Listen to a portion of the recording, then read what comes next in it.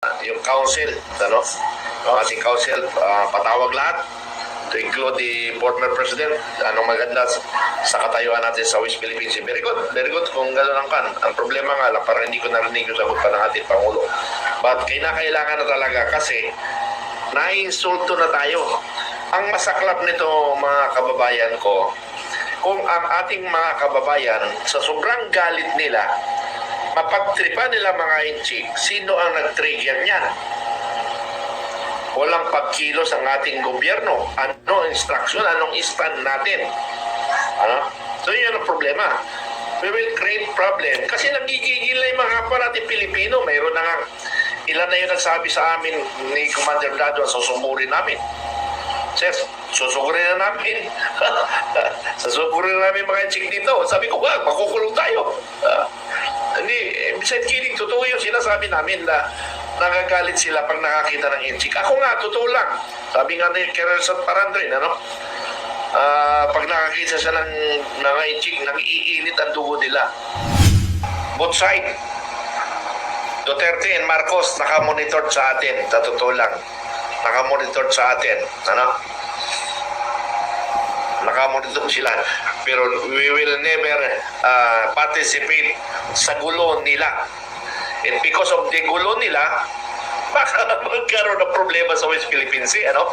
So, Diyos ko, mag-usap-usap na nga lang kayo, anong solusyon natin? Mga nag-asam-asam na maging commander ng Pilipinas, mag-usap nga kayo. Dahil sa inyo, magkagera kami at nako, baka yung Pilipino instead na sa China, sa inchik mapukus ang galit nila, sa inyo dalawa magagalit. Dahil sa pumuputok ng West Philippines, kayo pumuputok rin kayo. Kayong dalawa. Kayong dalawa. Marcos Duterte. Nag-aagawan sa kapangyarihan. Kaya naman inaagaw rin ni Duterte ang kapangyarihan sa Marcos. Dahil ang Marcos pumalpak sa umpisa pa lang. Pero ngayon, parang ramdam ko nakaka-recover. Pero ngayon, tulala na naman siya. Dahil sa inyo, baka magkagera tayo dahil hindi dahil sa galit na biglang nagdesisyon si Idol Bong Marcos, ano? Mag-usap-usap nga kayo, magpatawag nga kayo. Mag-usap kayo. Baka ikayatin natin ang Pilipino na sumigaw kami. Kami ang pumunta ng sa sumigaw kami na kayo mga politiko, mga politician, manahimik kayo, mag-usap kayo dahil may problema sa West Philippines Sea, ginagago na tayo, wala na tayong bayag. Hi guys, magandang araw po sa inyong lahat. Ito po ang inyong lingkod, si DIY KKB Informative. At muling matutunghayan natin si Commander Bokay ng Makabayan and Informative Channel. So ito medyo fresh na fresh siya dito. Makakapapansin nyo talagang kumbaga fresh na fresh yung kanyang vlog. Kaya lang ang problema, medyo umiinit pa rin ang ulo kasi ina-highlight siya dito. Dalawa kayo politiko, nagbabangga kayo. Mani mag-usap na lang kayo. Yung sabi niya dito sa vlog na to. Okay, medyo sabi ko parang natutuwa na galit tong ating si Commander Bokay, si Colonel Metran. So yun, at inihayag din niya dito na ready na ang Filipino Guerrilla Forces para dyan sa mga pagdepensa sa ating mga sarili-sarili, sa ating komunidad at ang ating mga pamilya o pamilya natin, sariling pamilya natin.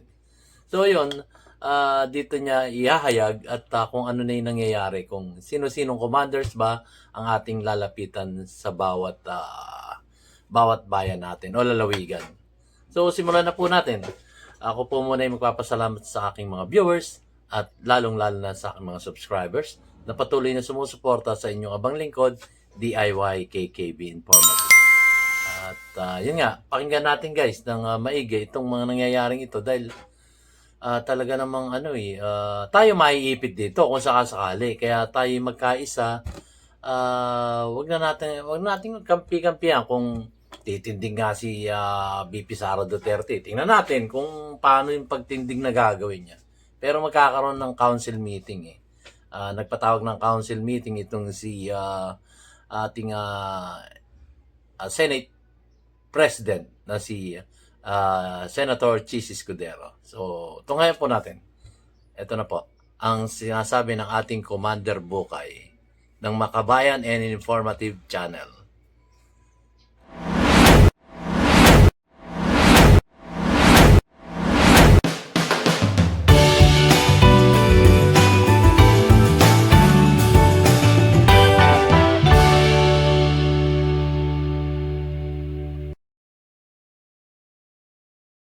Pupuntok mo ngayon ay regarding sa update ng ating organization sa Filipino Guerrilla Forces. Ondigo na tayo. Pwede na rin siguro. Pwede na. Now, mga commanders, pwede na tayo. Kung in case mag-escalate sa West Philippine Sea, ready na ba tayo? Anytime. Dahil pinag-uusapan na sa Congress. So, nag-usap na sa Congress na nag-suggest si Senate President, the upper Congress, ang Senate President Escudero na mag-usap-usap na yung council, ang ating council, patawag lahat to include the former president. Anong maganda sa katayuan natin sa West Philippine Sea. Very good kung gano'n ang kan. Ang problema nga lang, parang hindi ko narinig yung sagot pa ng ating Pangulo.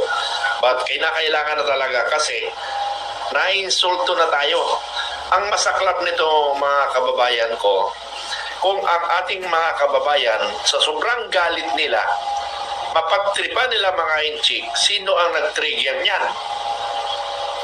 Walang pagkilos ang ating gobyerno. Ano instruction, anong stand natin?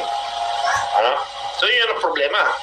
We will create problem. Kasi nagigigil na yung mga parating Pilipino. Mayroon na nga, ilan na yun nagsabi sa amin ni Commander Dadon, susugurin namin. Sir, susugurin na namin.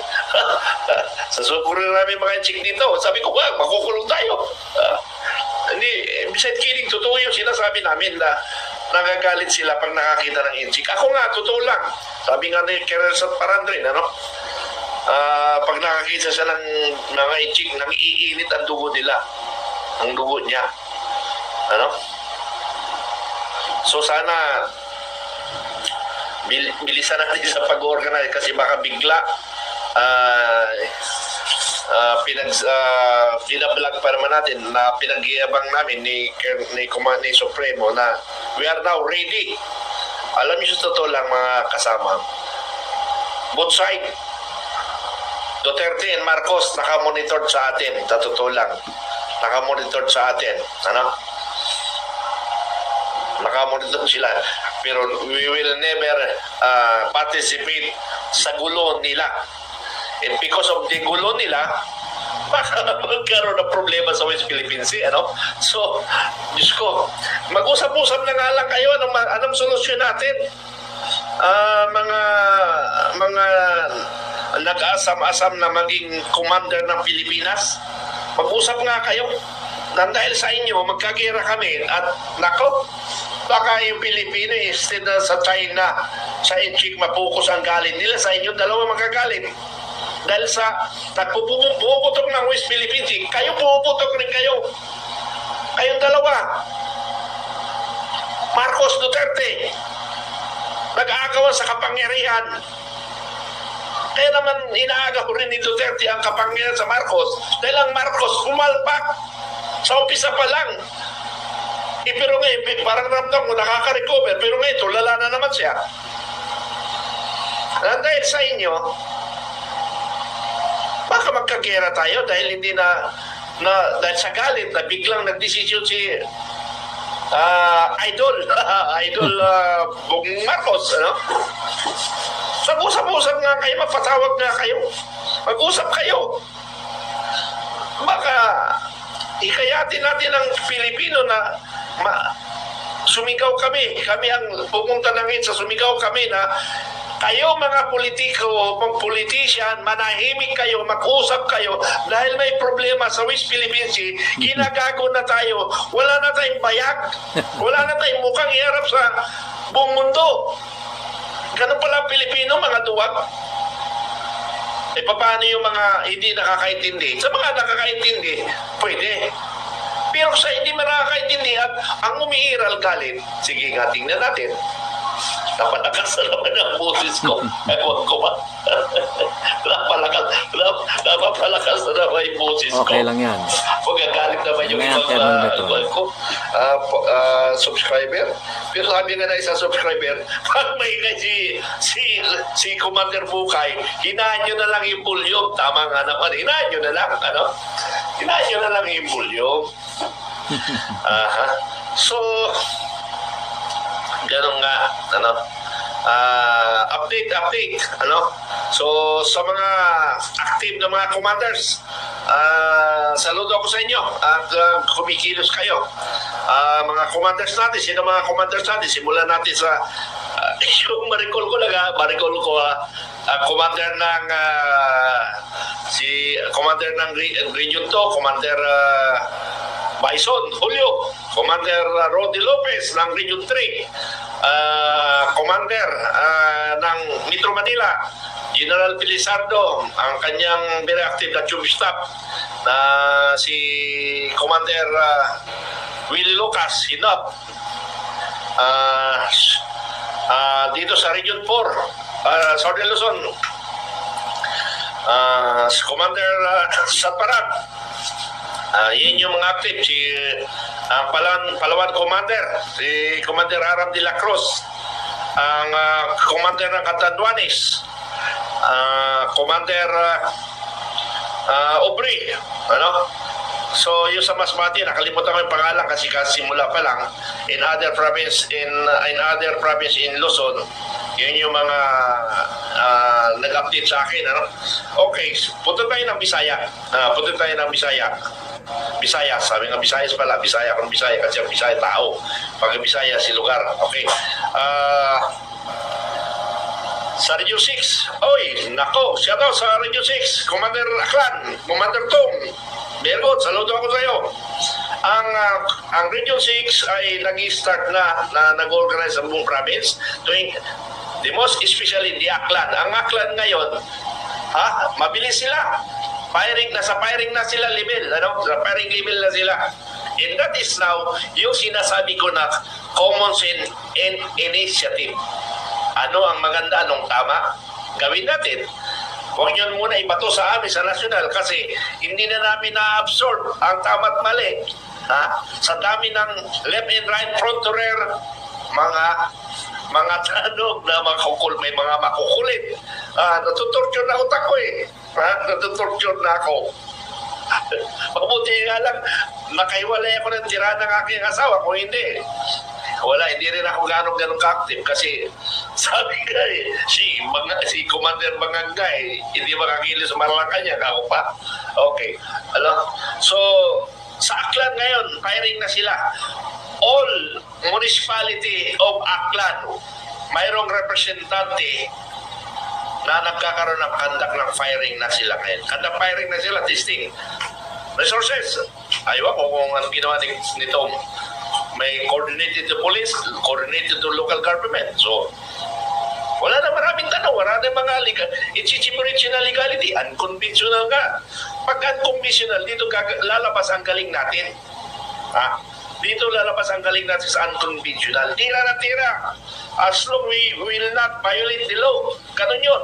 Mabilis na ang Aklan ngayon, kasi mayroong red Chinese doon na develop sa hydroelectric. Binibilis siya nila kasi yan na tinututukan nila ngayon. Pag pumutok yun ang unang tirahin nila kasi marami na baril sa loob. Di may baril na kagad sila. So yun yung magandang planning ng commander, kay Commander Tom, Now, commander rin pala siya ng kanyang barangay dito sa Antipolo. Hindi ko binibigay ang Antipolo kasi mabigat na sa kanya yun. Mabigat na sa kanya. So, yung barangay niya lang ang ino-organize niya. Pati misis niya doon, nag-organize sa kanyang barangay, sa barangay, nakalimutan ko. Kupang, barangay Kupang, ano. So sa Aklan, nagkakaroon na sila ng shooting, practice marksmanship, ano. Saan galing bala, saan galing baril, bahala na sila doon sa local government and the police, ano. Kasi tulong sa kanila. Okay, be reminded, ano, sa mga hindi nakakalam, pag once pumutok ang gera, ang lahat ng sundalo at saka pulis, pull out yan. Pull out, mag-uusap-usap kung saan sila teritoryo magpupwesto. O, pull out lahat yan, iiwanan kayo dyan. Kaya kayong mga sa barangay, mag-isip-isip kayo. May pulis kami, katabi namin, maalis ang pulis yun dyan. Maalis ang kapulitas ninyo dyan. Magkukusunod din yan kung saan ang strategic position sila. Gagamitin sila para sa gera. Ipupull out sila. But we, the guerrilla forces, we will remain defend our barangay. Sa barangay lang tayo. Katulad yun sa Aklan, ready na sila. Pag nakuha nila mga baril doon sa electric company, marami na silang baril. So ganun, foresight tayo mga commanders. Commanders, foresight, commanders. Ano ang magandang gagawin natin in case of nag-develop. Now, kung hindi nag-develop, in case of nag-develop. Now, kung hindi nag-develop, hindi na-declare, anong nawala sa atin? Na-improve ang kapabilidad natin, how to defend and how to organize and mobilize people. Di ba? Nadagdagan ang kaalaman natin. Okay. So, sa Region 6 yun. Region 7, ang Bohol, wala pa rin feedback sa akin si Colonel Lord de Lisa, no? Wala pa feedback. Okay. Doon sa Siquijor, minamanage yun ni Commander Tom.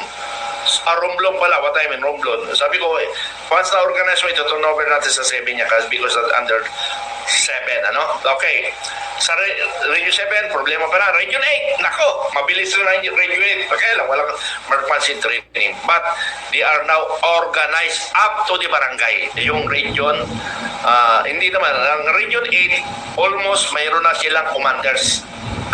Region 8, almost provincial, yung anim na provincial nila, mayroon na silang mga provincial commanders.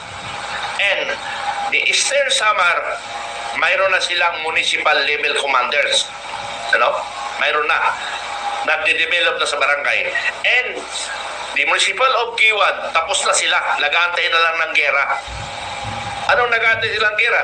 They are already organized in their respective barangays sa Giwan, Northeastern Samar. Nag-aantay na lang sila ng gera. Prepared na sila. Prepared na ang Giwan. Okay.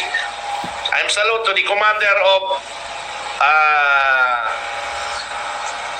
ng Giwan, Eastern Samar, and Eastern Samar Commander and Regional Commander Attorney Goodis. Ano? Dating army, naging pulis, at naging abogado. Dami rin yung pinagdanan. Pero tigo lang na katulad ko. Okay. So, gano'n, kabilis natin, ano? So, sabi ko nga, flexible. We are guerrilla. Guerrilla tayo. Kuha natin, diskarte. Ang tawag yan, diskarte. Ano? Okay. Baba tayo sa Mindanao. Region 9. Nako, wala pa. Okay. Region 10. Ito, sa Region 10 na naman, mayroon tawag sa akin si attorney na mayroong mayor and barangay captain, sila mismo ang pumunta kay attorney na kinakumbis niya na lumapit kay mayor para i-organize katulad yung ginagawa sa Giwan na nagawa na. So, sabi tayo sa Region 10, specific doon sa municipality, nakalimutan yung municipality, bumaba na sila sa barangay. Nag-organize nila, nabubuo na nila yung what town doon sa Bukidnon o Surigao. Nakalimutan ko. Okay. So, ganun tayo mga kasama. Okay, Region 10. Medyo walang update. Region 11. Very active yung kwento sa akin. Kwento pa lang. Pero palagay ko, kumikilos na. Region 12, matagal na yan. Kaya nga lang, wala pang update sa akin. So, malalaman natin sa online meeting natin sa June 29 at malapit-lapit na sa timing sinasabi ni Commander Dado, timing. Okay. So, yun yung update ko sa lahat ng membro and commanders of the Filipino Guerrilla Forces. Yan ang update ko sa inyo. Saludo ko sa inyo. Ano? So, take charge kayo. Bilisan natin. Sana yung bago kong recruited dito sa buong Rizal, isang police colonel, dating PC, Philippine Constabulary, police colonel, siya yung nakuha natin sa Rizal. Ewan ko lang kung anong magiging decision ni Commander Satparan kasi siya yung Southern Luzon Commander. Pero I recommend that dito siya sa Rizal or Region 4, nasa kanila pag-uusap yon. Okay, so gano'n ang update natin, bilisan natin. Okay, yung mga SOP, mga form, gawin nyo na kagad yan. Kung anong maganda, gawin nyo. Pero the most important, tulad yun sa Aklan at saka sa Esther Samar, organized na sila. Walang bumalik sa akin na problema. Sabi ko, diskarte mo yan. So, ito naman ang advice ko sa lahat ng commanders, If you are area commanders, see to it that you have already a regional commander. Yun yung pinaka-the best. Regional commander mo nang unahin mo bago ka bumaba. Pero pwede mo na ipagsabay yun. Kasi nga ako, na-organize ko buong Pilipinas na hindi ako umaalis sa kwarto ko Di ba? Hindi ako umalis sa kwarto ko. Kaya nga pagising ko ng maga, CR kagad din, hawak cellphone, sagot-sagot, gano'n. Tapos vlogging, tapos kunting linis, kunting saing, kasi ako lang mag-isa. Pero mayroon akong mga security, dami ko security. Aso nga lang. para kay Supremo, So, minsan maabot ako, minsan hindi ako makatulog. So, hawak cellphone na naman. So, nagkakain ko doon sa mga mabibilis na go-organize, Ang problema lang, yung mga bumabalik sa akin, sumakit ang ulo ko. Maraming nagkwento sa akin, may isa pa nga, may case Ito siya nagkwento, marami siya na-organize. Ba't nang huli, bumalik sa akin, sir, ang pagkagawin na, ano mga legality? Akala ko naka-organize ka na dyan, legality pa palang hinahanap mo. So pinadala ko yung legality, yung Philippine Constitution.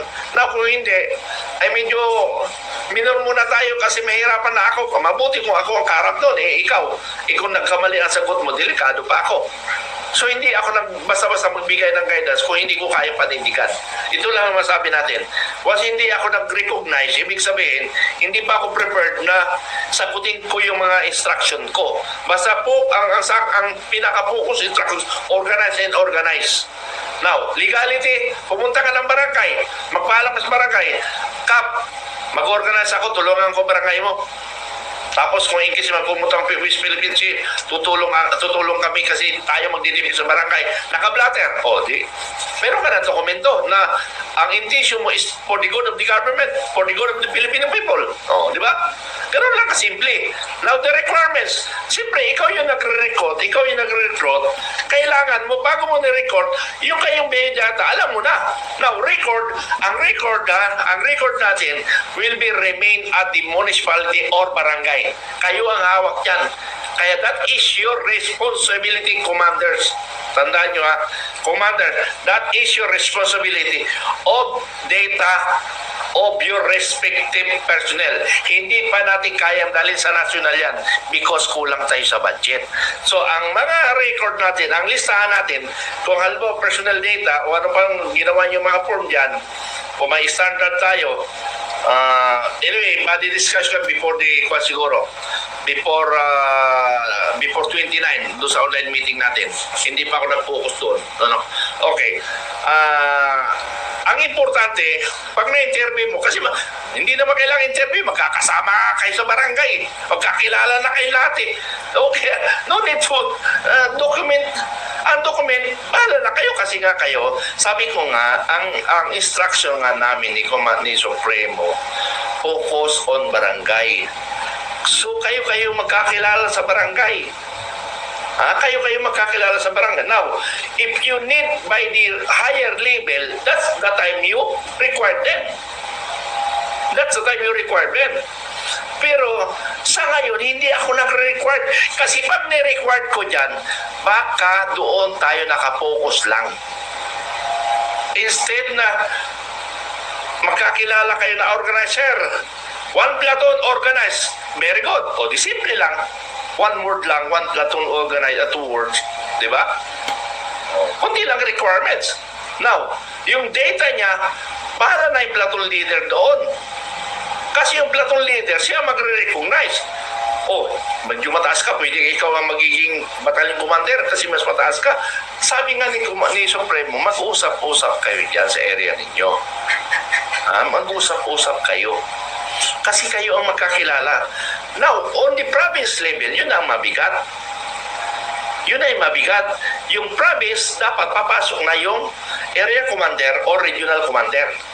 Papasok na, mabigat na ini. Pero kung municipal level, on battalion level, kasi municipal level, sigurado ako, is minimum of 1 battalion yan, yung municipal. Pag sinabing minimum, aabot ang iba dyan ng 10 batalyon sa isang barangay o sa isang municipality. Depende sa laki ng population nila. So, ulitin ko, sa barangay, walang problema kasi magkakakilala sila. Yung squad leader, kamag-anak niya, anak niya, kapatid niya. Yung platoon leader, magkamag-anak, magkakapit-bahay. So, kilala mo na lahat yung tao niyan. Di ba? Kilala mo na mga tao niyan. Okay.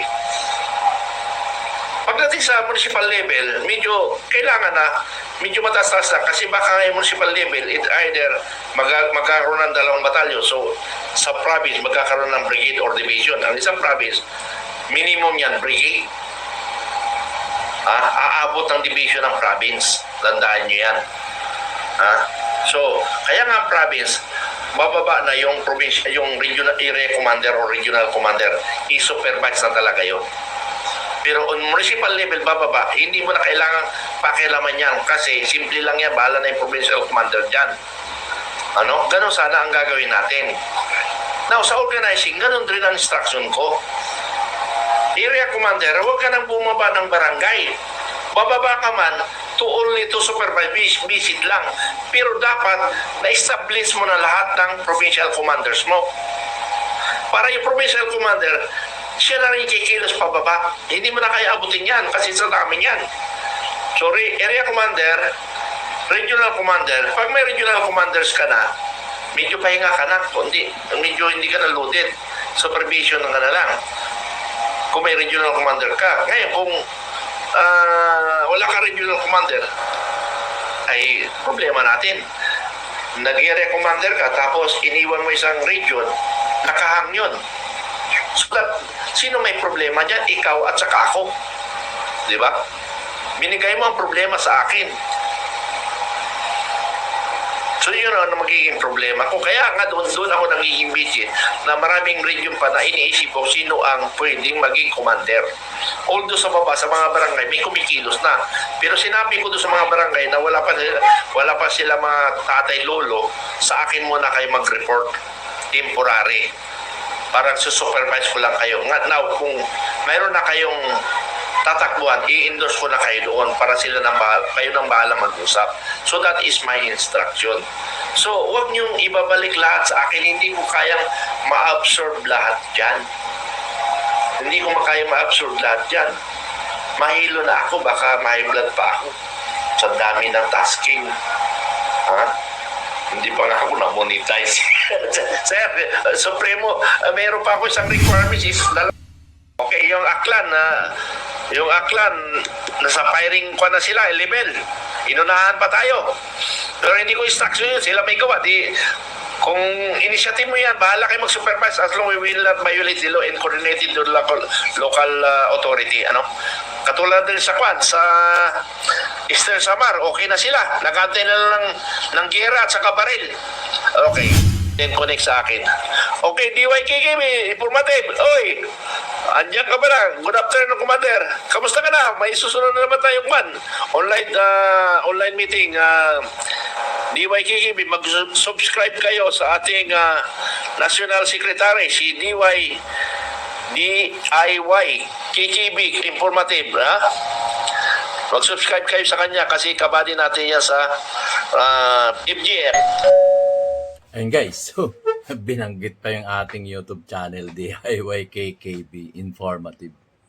At binuking pa ako kung sino yung inyong abang lingkod. Okay, anyway, ayun, naipaliwanag na ni Commander Bokay ang mga dapat gawin at hindi dapat gawin dun sa kanyang inihayag ngayong araw na to sa kanyang YouTube channel.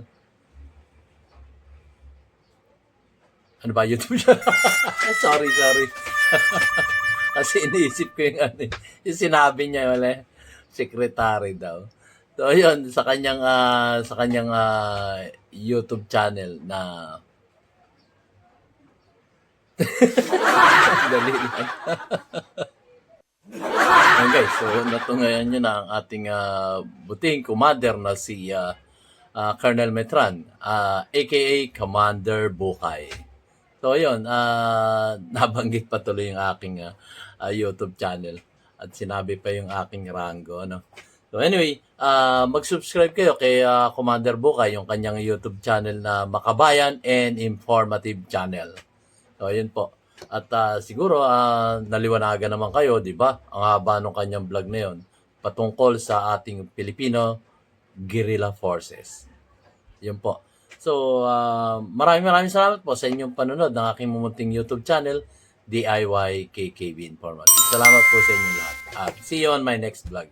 Laging sinasabi ni DIY KKB Informative, keep safe, God bless, and you have a great day. Mag-organize na po tayo sa ating mga barangay. Para sa atin po 'yan. Magkaroon man ng gera o walang gera, dagdag kaalaman po ito sa ating lahat. So maraming salamat po. See you on my next vlog. Thank you po, Commander Bukay. At may meeting kami at tatawagan ko na lang siya. Thank you so much. God bless us all. God bless every Filipino people. Mabuhay ang Pilipinas. Salamat po.